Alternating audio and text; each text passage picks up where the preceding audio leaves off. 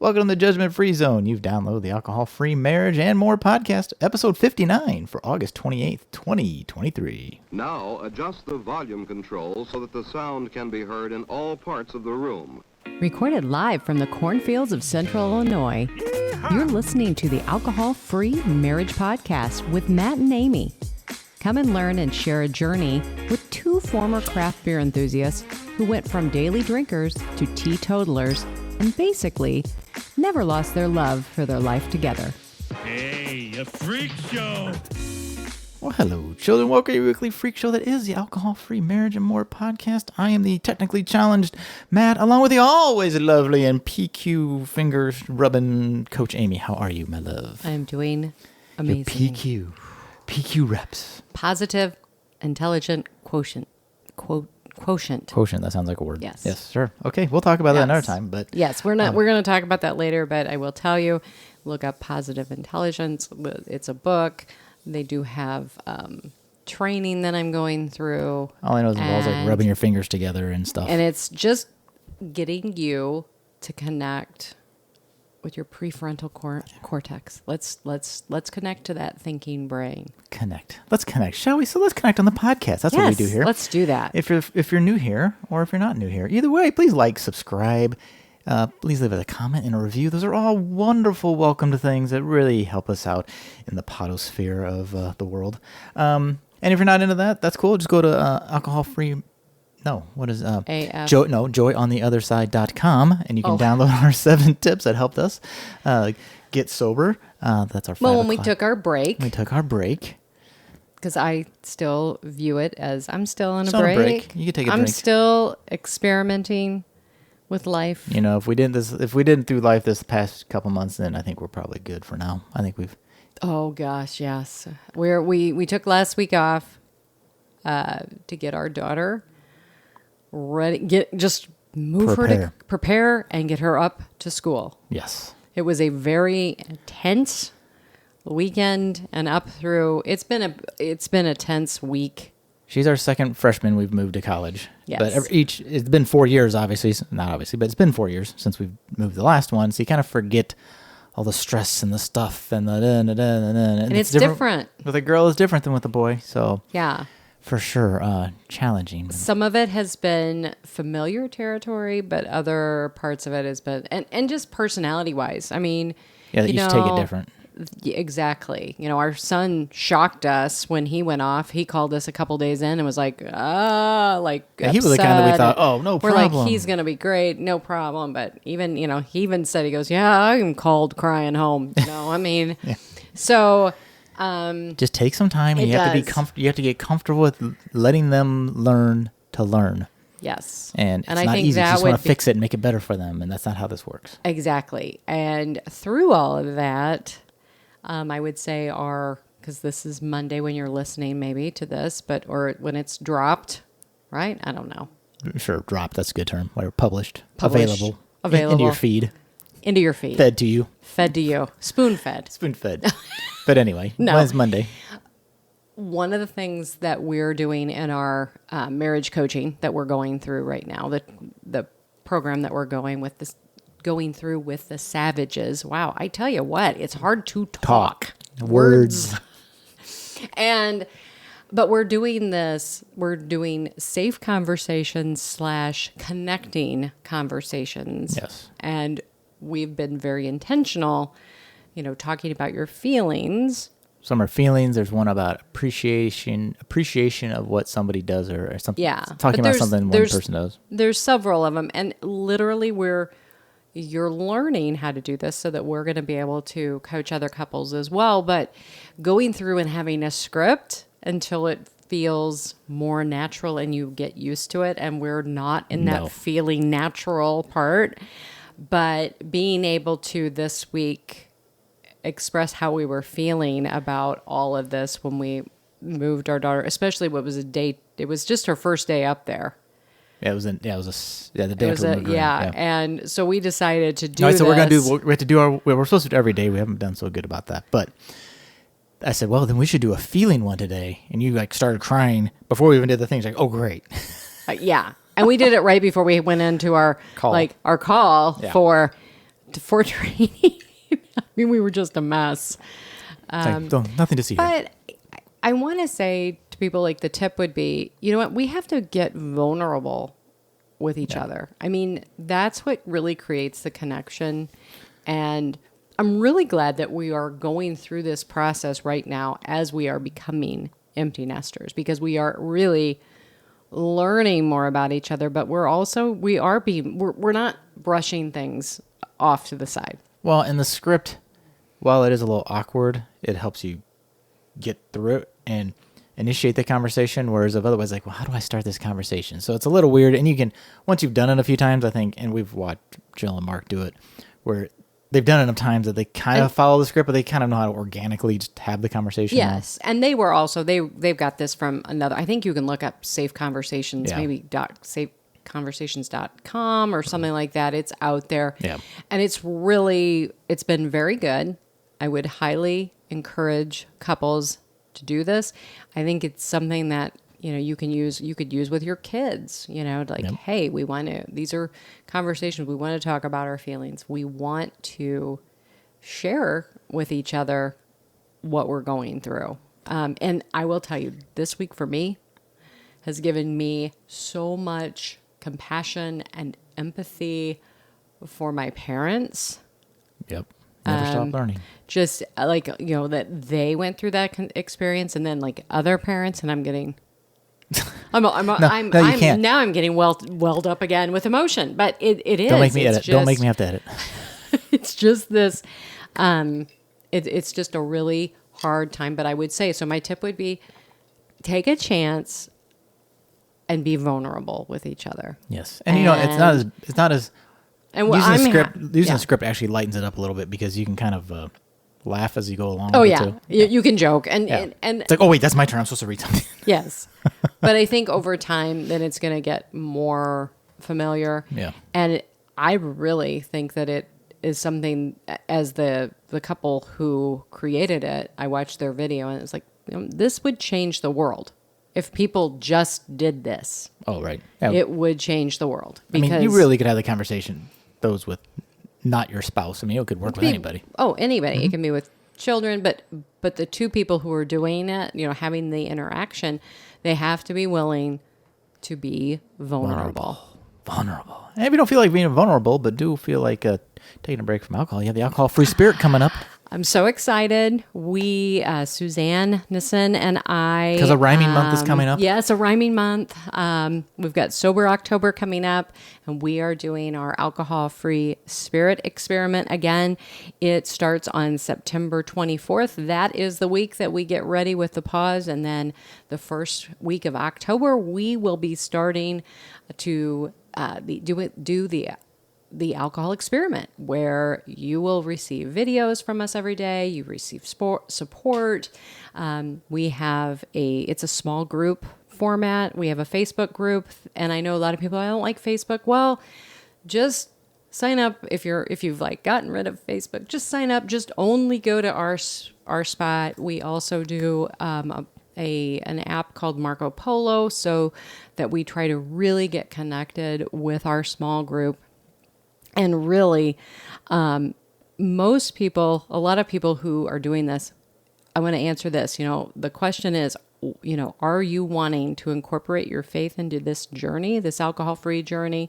Do you want to feel connected with other women who get it? Have you asked yourself, God, will you take this away from me? And are you also feeling the shame when you're just in every day? And do you feel shame like when you're in worship and you're like, why won't you just take this away from me? Well, this program starts, it is, like I said, September 24th.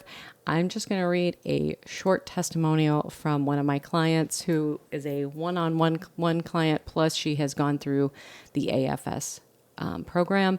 And she said, sign up if she's from Texas, are on the fence. This is a truly life-saving program. Thanks to Amy and Suzanne for their love and support.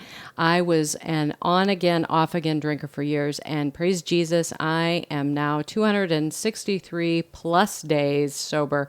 And then she put, love you, Amy. And that is from Aaron C. And actually, Erin is actually going to come on the podcast coming up. There you So, go. So look forward to that. excited about that. But again, you can go out to joyontheotherside.com and you can find all the information for the There you go. program. All right, but before we get to our interview with Beth Purcell, Amy, what is our drink of the week? We're sharing it this my week. gosh, yes. It is do I put it up there? Sure. The clever margarita. The Clever brand. Clever brand. Yeah, Clever has a gin and tonic and something else. This is our margarita we found today. 0 calories. That's surprising. It is really good. Yeah, it's good. I get a little bit of a. My only beef with it is I get a little bit of a Sprite kind of vibe from it. Really? I don't know why. I don't know. I think it's good, but for me it leans towards the Sprite than the margarita. Really? Maybe if I threw a shot of. You know what? I bet if you put some of the Ritual tequila Yeah. and with it, I bet it might. But the nice thing is it's canned. So I do appreciate the canned cocktails because A, it's easy to open and pour and off you go. And B, it's nice to take with you, throw in a cooler if you're going to a tailgate or something like that. Yeah. Especially in the fall with the football games, canned stuff. Would you be able to take that like on a trip somewhere, like via the airplane? No, because it's more than 3 ounces. Pack it in your suitcase? Yeah.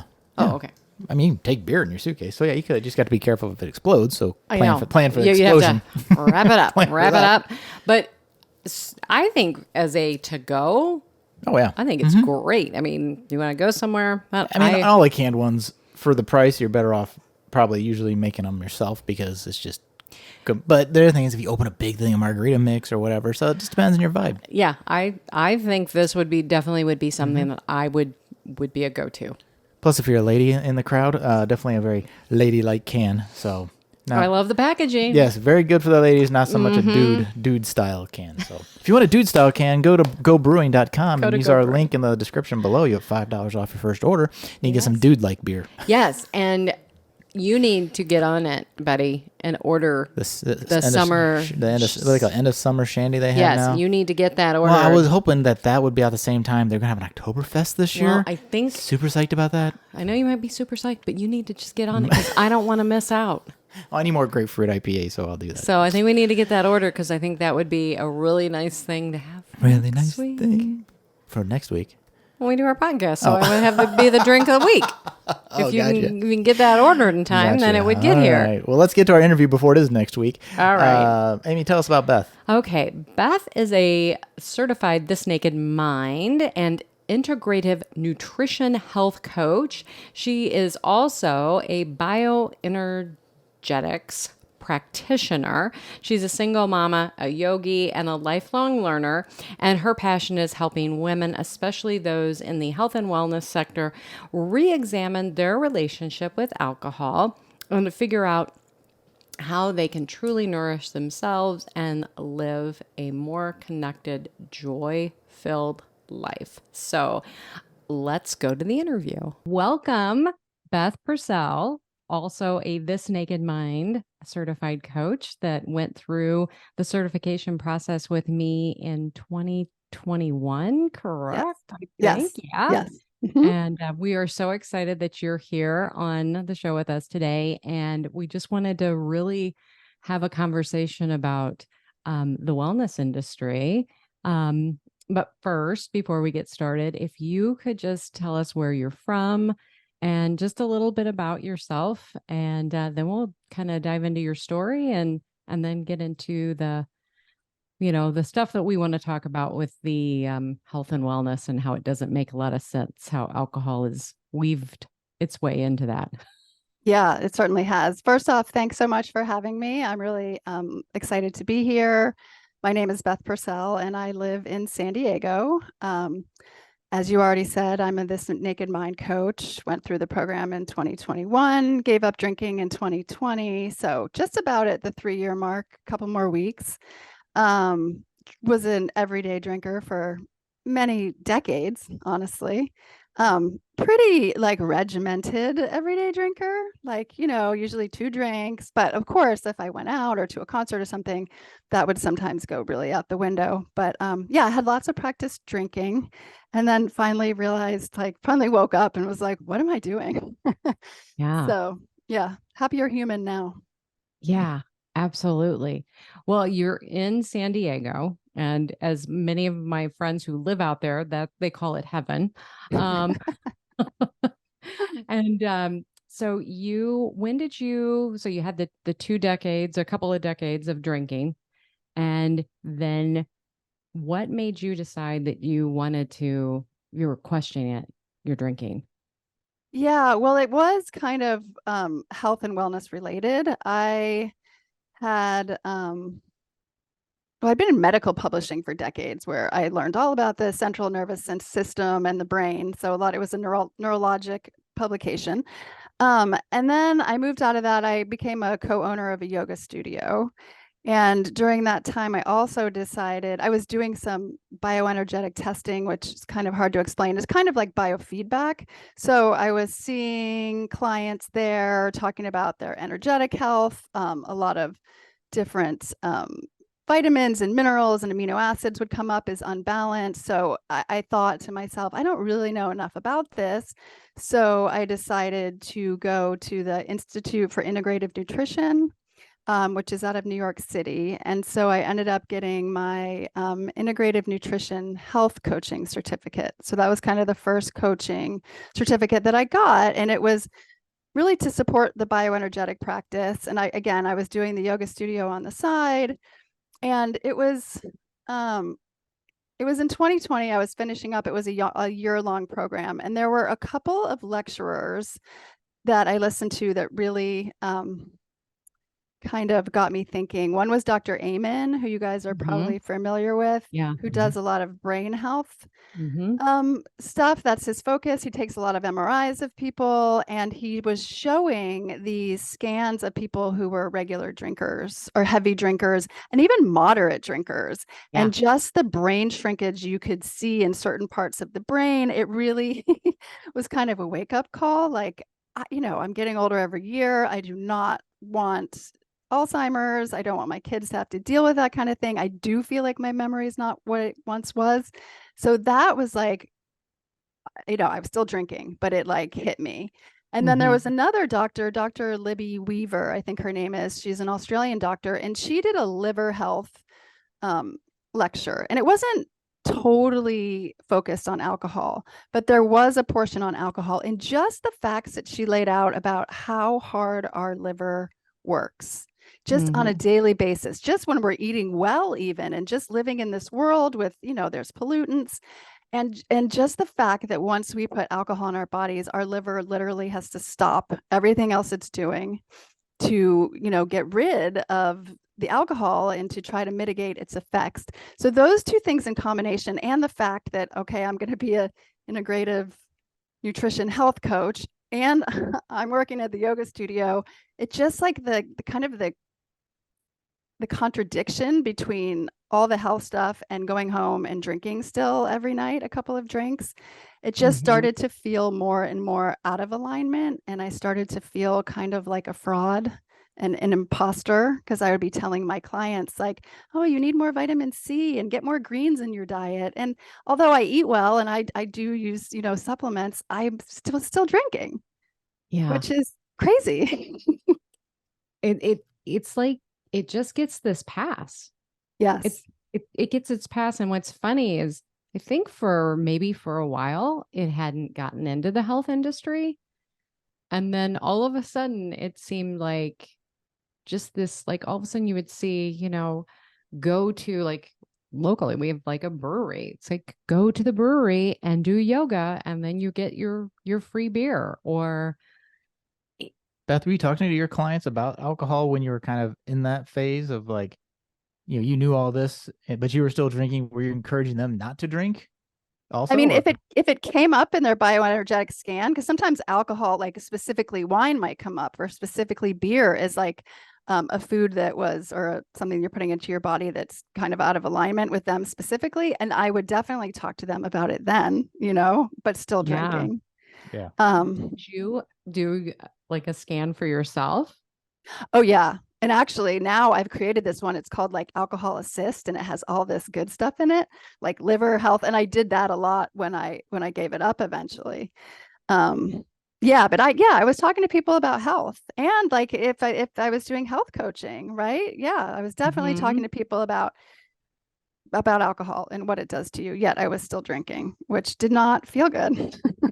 Yeah. Do as I say, not as I do, right?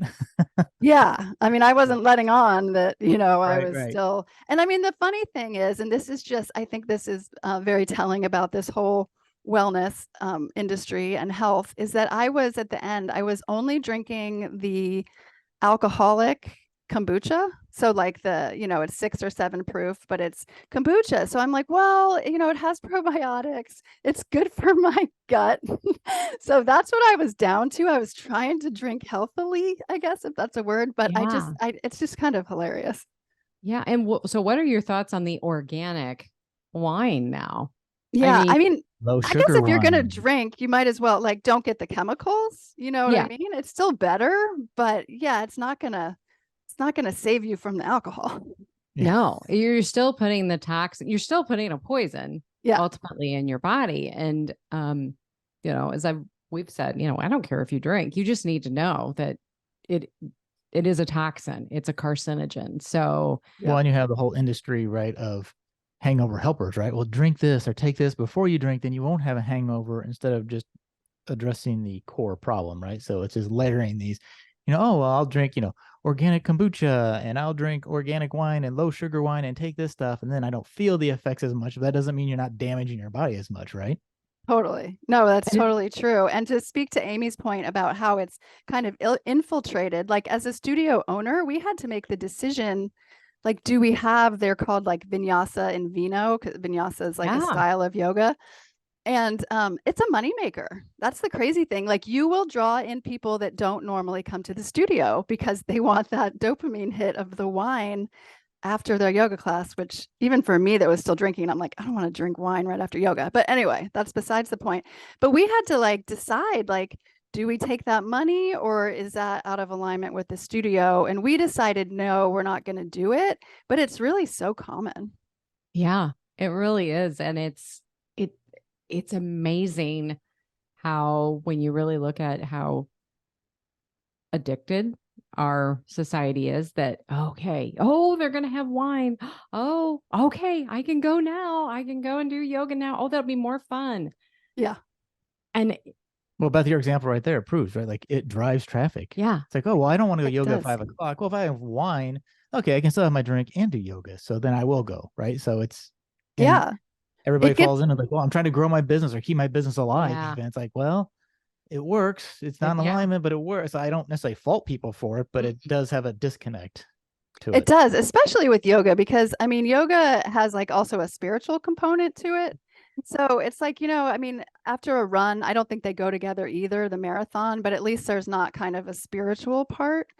But yeah, I've seen like shots and squats Oh, advertised, which also sounds terrible. Both of those things sound terrible, right. but yeah, it's interesting. yeah. And I just, yeah, I don't get it. But so let's fast forward. So you're having this disconnect. What finally clicked? What finally made you say, all right, I've got to really address this? Yeah, I mean, I think it was is the whole disconnect between what I was doing. And I mean, I do consider myself a yogi. Like, I try to practice yamas and niyamas, and we're not going to go in that today, I'm sure. But it's like every single one of them, if you look at it compared to alcohol, they don't line up. Like ahimsa is one that most people have heard of, and that's like non-violence, non-harming. Alcohol right there, you are harming yourself every time. But there's 10 of these. Every single one you look at it and you're like, does alcohol fit here? No. Does alcohol fit here? No. Really? See, Yeah. and I don't know any, I mean, honestly, the only reason I've done yoga is really, okay, it's like, oh, it's supposed to be good for you for stretching. Yeah. So that's the only one of the only, and I'm like, oh, when I have done it, like when I did it at home, um, I did feel just so relaxed, and it was just such a really a centering practice for me. So I'm not familiar with that. I know it is a religious practice at all, or has that spiritual component, but this is very fascinating to me, that to hear this, because that's something I have no idea about. And what are Yeah. the benefits of yoga? If I'm going, I mean, I look at yoga, I'm like, okay, a bunch of people stretching or whatever. Like, what are the real like core benefits to somebody doing yoga? Yeah. Well, I mean, the physical practice that you're talking about really was set up to, like you said, like ground you, almost like still your mind enough. And then after that is when you go into like more of a meditative practice. There's like, yeah, there's 8 limbs. I mean, it's very kind of complicated. It's not complicated. It took a long time to talk about it here. But I mean, there's so many benefits to yoga. There is a lot of physical benefits for sure. But what I mentioned before, the yamas and the niyamas, they're actually like kind of I would say moral, like a moral code that you kind Okay. of live by, kind of like ethics and right living. So there's that, there's the physical practice, there's meditation, and then um, there's breathing practices. And you know, you do some of that sometimes in the yoga classes that you would go to at a studio. And they're all supposed to get you basically to like union, kind of uh, kind of out of your body almost, so that you're like more conscious of consciousness. Does that make Yeah. sense? So Transcendent. yeah, Yeah. I mean, I mean, I wouldn't call it a religious practice, although for some people it is, and most people not in the Western, Mhm. style of yoga. Most people do it for physical aspects here, which is Yeah. fine and good. But if you continue to go to yoga, you will usually pick up, like your teacher will drop a little bit of Mhm. different things here and there, and they usually will sneak in some breath work. Mhm. Yep. Yeah, it leaves you feeling, I think, much better, much more grounded, clearer, Mhm. and you can take all that. I mean, the whole point is like to take all that and use it in your real life. Mhm. Yeah, to be able to call upon the stillness when you need it. I Yeah. know that that was one thing that I've learned previous Yes. to this, but now you're saying that there's these principles along Yeah. with it. And now you're going through and you're really seeing, you're like, oh, this does not line up at all. This No, is none of the 10. no harm. Yeah. And you're like, no, this is every time I take it, I'm harming myself. Yeah. Exactly. Um, yeah, yeah, I don't think it fits with yoga at all. So to answer your original question, it was just kind of I just became more and more of an imposter in my own mind, I guess. I mean, I don't think other people were necessarily thinking Sure. that. I also got COVID. It was 2020, so there was no vaccine at the time. So I did get pretty sick, and that I think I stopped drinking for almost a month, because I was sick, really sick for 10 to 12 days. And then I was just knew like my body does not need alcohol right now, which is funny, Mhm. right? We know that innately when we don't feel good. Mhm. But then I went back and I drank for like another month, and I got a couple hangovers, maybe because my body was, my immunity was down. But I just thought to myself, like, look, just take 30 days off. Like, take another 30 days off and really be more intentional about it. Like, you're not going to be sick. But, at that time, it still was more, I wanted to be healthier. So I took the 30 days and I felt much better. So I decided, well, let's do 60. And I felt even better. And then I decided 90. Once I got to about 100 days, I was like, well, there's no reason that I shouldn't stop for at least a year. And just like with a lot of curiosity too. Yep. And, I mean, as I'm sure you're not going to be surprised when you hear me say that after a year, I was just thinking, why would I ever really drink Yeah. again? Yeah. That sounds so familiar to like when I quit. It was at the beginning. Well, it was like March, and it was just like, oh, okay, well, we'll just try it. We'll take this 21-day break and I'll learn how to do moderation. Yeah, of course, Um, right? of course. It's going to be so easy. And then I just kept adding, like, let's do 30 days or finish out the month. Let's do 30, 60. And like you said, when I got to 100, it was like, I really should just, let's do 200. And then it was like the holidays. Let's do the holidays through. Just like you said, that curiosity. Let's just see, can I really do this? Yeah. And then you got to a year and I'm with you. I'm like, I don't want to go back. Why? I mean, I felt so good. So Beth, Amy and I are working on our Matt and Amy 2.0, which has gotten me to the gym here more than I have in my entire life, probably in the past month. So I don't really know, how my exercise was, but drinking versus not drinking. What changes did you see in any of your exercise, your yoga and all of your different exercises when you took the alcohol out? Was it easier? Was it more effective? What did you experience there? Yeah, well, I'll say one thing. Now I often go to 6 a.m. yoga. I was not doing that when I was drinking. Because even if, I had one, or definitely if I had two of my healthy kombuchas, I still felt it in the morning. I feel like especially the older we get, the easier or the more we feel it with the less amount. So I was not going to yoga. Like that early was off the table. So now I just have that whole time, which I actually use for yoga. It works way better with my schedule. For me, I think it was mostly physical, just feeling better. So having more energy to want to go to the studio. And when you're there, having more energy to do the poses. Mm-hmm. Right. Well, and you start your day probably in a more positive place because you've done that and you've really foundationally set your day, right? Versus dragging through the day and then you do it later and then you start drinking and then it's a whole, Yeah. off cycle, right? Yes, I will say though that, and this is interesting, and I watched some of my friends do this. I think it's pretty common that people who are, I guess we'd call them gray area drinkers, which I definitely was too. Yeah. They oftentimes, or sometimes what people will do, maybe not 6 a.m., but they'll get up after a night out and they'll go to the Pilates class or the yoga class, or they'll go on the machine to kind of prove to themselves, Yep. oh, well, one, to like sweat it out, and two, I don't really have that much of a problem. I mean, look at me. I just got to the gym and I just did this class. So that's like a whole nother interesting facet Isn't to, it? yeah. Like, That was me. I would get up every morning and it was like, okay, if you're going to do this, then you've got to get up. And it was punishment almost at times. It was like, nope, you shouldn't have had that third glass. Well, guess what?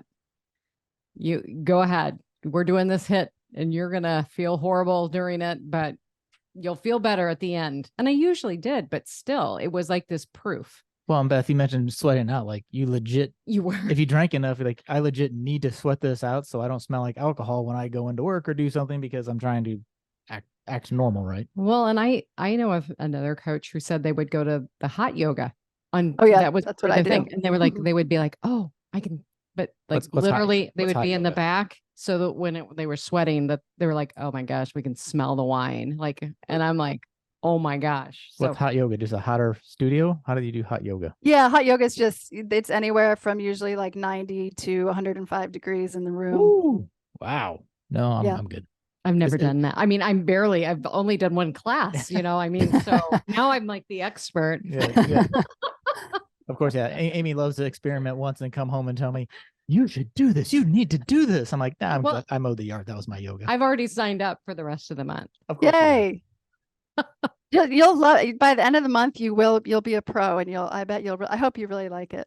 Yeah. No, it's been good. So this was not on the pre-interview worksheet, but what now that you've fixed your mental disconnect a little bit, right? And you don't drink, but where do you see a lot of continuing challenges with alcohol? Is it getting worse in the health industry? Is it staying about the same, or are people to find new ways to put it in? I mean, Yeah. I mean, I think causing what's more interesting problems? is that, big alcohol is a huge lobby. They make a lot of money and they are savvy, right? So, I mean, you'll see things now like electrolyte infused beer. Yeah. And like keto friendly wines. So, it's like greenwashing. I mean, it happens with food and snacks and everything. But yeah, there's definitely like that health greenwashing going on in the alcohol industry. I mean, there's way more non-alcoholic options available because big companies are realizing, like more and more people are demanding or, wanting non-alcoholic beverages. So I think anyone who doesn't drink, we have a lot more choices than we would have 2, 3, 5 years ago. But at the same time, I mean, the alcohol industry definitely tries to make it healthier. Yeah, I think we've seen billboards around town that say like it was like one of the seltzers like with antioxidants. I'm like, I don't think that's gonna really might help a little bit, but it's not offsetting the damage, right? Like I think there's that disconnect there, right? Like, well, if I add vitamin C and antioxidants, then it negates the alcohol impact. I'm like, no, you're just getting more antioxidants, but you're not, Didn't they do that in the cigarette industry too? They had, you you had light. light cigarettes, and you also had like, then they would add in the menthol and, right. and different things like, and I don't think there was any health benefits in any of that either. So is your approach to talking to people about alcohol and all of your everything, has it changed a lot since you pulled it completely out of your life and you can kind of speak from a real world perspective, right? Like I don't, and I can tell you firsthand the difference. Yeah, I mean, I feel much more in alignment. I feel a lot more integrity. And I'm also really passionate about not drinking. I mean, I just think I didn't realize how much better my life would be on so many levels. And I didn't realize it was actually, I'm not going to say it was easy, but it was easier than I thought it would be. I thought in my mind, like, I was worried, can I even do this? Like, because it was just such a habit. And I used it, when I would go out with friends. And I mean, our whole culture, most of our culture does that, right? It's just built into the fabric. So I was worried.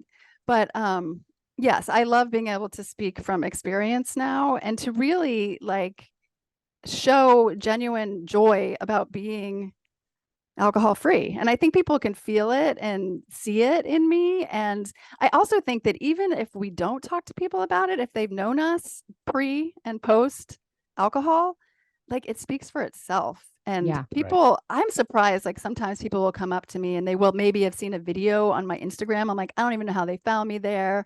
Or they will just, they're curious. They're like, how do I do this? Or what are the benefits? And I love that so much. That's so great. Well, tell us about how it affected, now that you're not drinking, like your relationships with your children. Oh, so much better. I mean, not that we had a bad relationship, but I feel so much more integrity.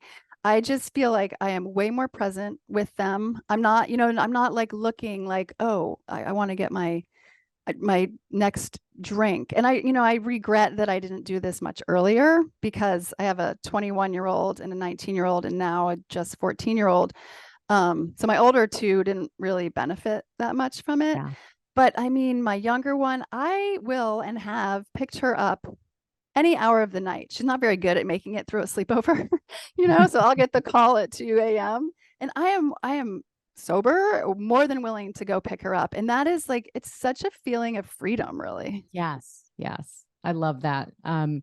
We had to do the same thing. Like my daughter, when she graduated, like going to graduation parties and everything. I'm like, okay, that's fine. We'll come, she was like, she wasn't sure where the party was at. I'm like, I'll take you and we'll pick you up. No big deal. And there's no resentment, like No. that little bit of, oh, I can't drink tonight. It's just, I'm joyful to do it. I mean, I'm really happy to do it. And that freedom, like you said, I mean, that to me, to be to have to go somewhere at 10 o'clock at night to pick something up it's not a big deal now. It's kind of like, it's like, I don't have to. I'm not asleep on my couch at 8 o'clock, Yeah, I'm asleep, but that's just I'm old. I'm good. It's freedom. It really is freedom. But Beth, on a great point. I really envy when we've talked to people who have younger kids, in 7, 8, 9, that age, where they've finally realized and corrected for alcohol early on their kids' life. And we can't live in the past. We didn't, and it is what it is, and take advantage of where you're at. But the younger your kids are, the sooner you can address it. I'd rather be there than look back and be like, what if I hadn't been doing that? What other things would we have done because I prioritized alcohol over a family activity, or didn't do a family activity because there was no alcohol involved with it, or the resentment of it, because I have to go to this school activity and I can't have a glass of wine. What? I mean, that No. makes, now that when I say those things, I'm like, I want to tell people, don't feel resentment for being a part of your kid's life because of a drink. Yep. It It's doesn't so make you bad. cringy. It is. It's very cringy. It's so cringy to say it. And I know that I never saw it that way. But Yeah, I didn't now either. looking back, it's like, oh, okay, yeah, Yeah, that's not and good. just, I mean, I'm so glad with her because she's not, she hasn't started experimenting with alcohol yet. And I just feel like I am a legitimate role model at this point. She Mhm. sees me going out having fun. I mean, I go to a lot of live music. I have most of my friends still drink, but I am legitimately alcohol free. And she sees that and she knows that you can have a great time without drinking. And I think, our kids pick up on a lot, on everything, really. So even if we're Yeah. telling them don't drink and they're watching you drink, what do you think they're going to do? I mean, it's Mhm. like my parents do it. I mean, it must be Yeah. okay. Right. Right. It's caught, not taught. That's that whole, that whole thing. And what a what a great thing for you and your daughter. And honestly, I would say even our kids, because our kids are about the same age or older, our two kids, um, they're watching those still too. I think, it's like, oh, look, you know, look what our parents are doing. I mean, it is, I think it can be like, oh geez, well, now they're this way. But um I really do feel like we are influencing our children. And like we're in the same some of the same groups, and there's a gal in one of our groups, and I'll never forget that she, her sharing her story of being 70 and her 50-year-old daughter like getting together with them, and like then she's like, well, I'm not drinking, and then her daughter like was started to cut back, and that. So we as parents will influence our children for a very long time, and we're doing a very positive thing for our kids. It's so true. I mean, I do think it's influencing my older two for sure. I mean, and like to your point, you can't go backwards. I mean, there's no use really regretting it. But yeah, I would just say to anyone who's thinking about it with younger kids, it is so worth it. And and if it's hard to believe, just do 60 days, do 90 days. Like you Mhm. don't have to commit to forever. Yeah. And when you were talking about like going out and seeing live music, tell us a little bit about that, because I know that there's a lot of people who will say, well, how do I do that? How do I go out and not drink? My friends, Especially if your friends, like you said, your friends are yeah. still drinking. Yeah, I mean, most all of my friends drink. It's actually one of my favorite things to do, alcohol free. And before I gave it up, it was a concern of mine. And I agree. Like my clients often are like, I can't go to a concert and not drink. But there's so many benefits. Like you get there, you don't have to stand in line, right? You don't have to pay, especially if you're in some big venue, the $20 price tag for a beer Yeah. or a glass of wine. You don't have to go to the bathroom half as much. You don't have to stand there. Like one of my least favorite things is once you have your drink, if you're in a crowd of people and you're done with it. I mean, I guess if you're an outdoor venue, people just litter. But like if you're somewhere with a glass in your hand, like why do you want to sit there with a glass in your hand for the rest of the time, and get out of the crowd?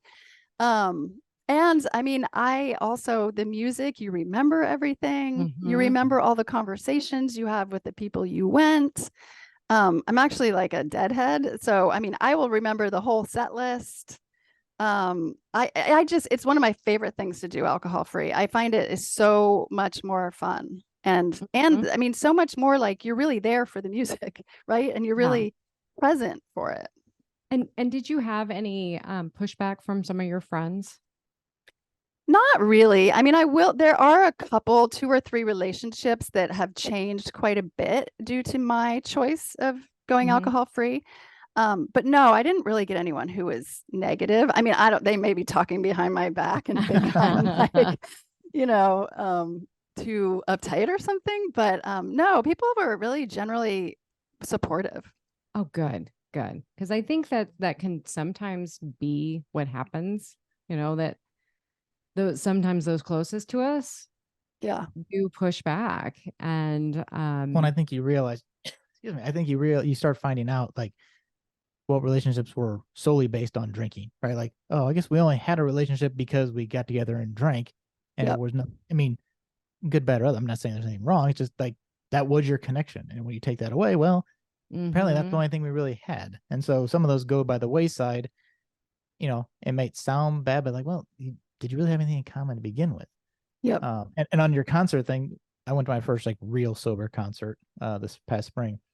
One of my most entertaining things when you're sober is to watch other people get drunk over time. It's like, oh, they're really drunk. Oh, look at those people fall. So it's actually kind of an entertainment to the entertainment. It's like a little sideshow to watch too. Well, But you do get a little scared. yeah, Oh, you Beth, I get want a to ask you little this. scared. Now that you don't drink, and I never thought about when I did drink because I was one of them. Do you ever worry like when you're leaving a venue, it's like, oh, I'm sober, and all of a sudden you have this realization that there's a lot of people in these cars that are not. Yeah.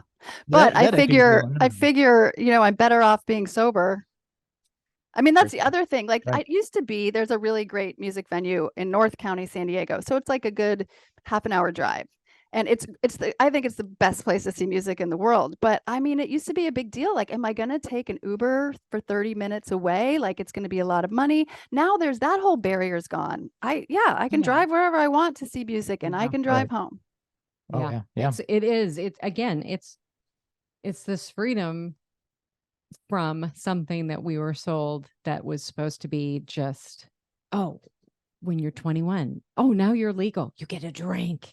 And now it's kind of like, but At what cost? but drink responsibly.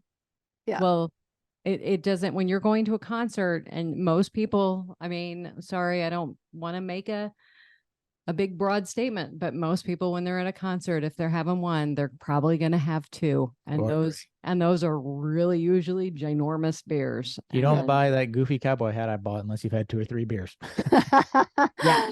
Yeah. I mean, that's a whole nother subject, but oh Yeah. my God, the money you save not drinking. It's amazing. Absolutely. Well, to your point about like driving to a location, do I take an Uber? So I Yeah. want to drink. There's a venue about 45 minutes from here. We would go see shows, but if we went, it's like, well, got to get a hotel because I'm not driving home at 10 o'clock at night after I drank all night. So that just adds the cost. Where now we just drive home. It's 45 minutes. So what big deal, right? It's not a big deal. So it's all these ancillary cost savings that you don't think about. Just not just the not drinking. It's all the things that you did to support your drinking, right? Yeah. You probably like you said, bought something at the merch tent that you didn't need. You may have stopped on the way home and get some food that's completely unhealthy and unnecessary too. Yes, yeah, it is doing like that too. Yes. Right. Yeah. Good point. I never thought about that. Yeah. Oh, that it is. It's just this. I love the fact that you're doing what you love to do prior. And I think also, and as you know, being a coach it's also what we put out there into the world. So if we embrace this and we're like, yeah, this is me, this is what I'm doing, people tend to accept that more instead of us being more like apologetic. Well, I'm not drinking or I'm doing this. And so I think that's the one thing that for me is advice to, okay, even if you're on a break, I'm taking a break for 30 days, just be assertive about it and just say, I'm just taking a break. It's not forever.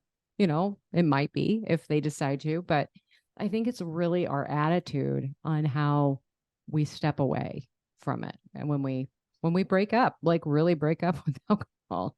Yeah, I mean, we're normalizing. I mean, as a movement, and I think this is a movement, we are all normalizing not drinking, which makes a lot more sense than drinking. But like you said, we've just been conditioned to think it's what we should be doing.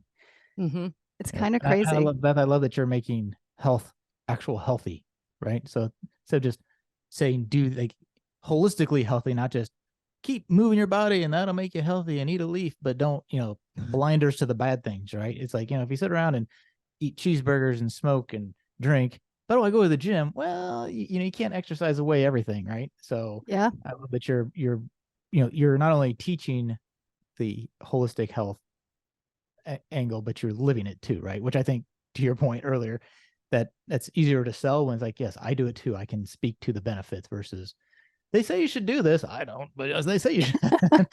yeah, totally. And actually, I mean, who I coach to typically are a lot of yoga instructors, a lot of massage therapists, like people who are in kind of the wellness industry, because they drink too, because we've all kind of grown up with that expectation.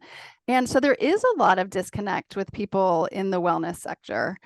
And I mean, in some ways, I think we have an advantage because there is that disconnect, and there's like that motivation to get rid of it.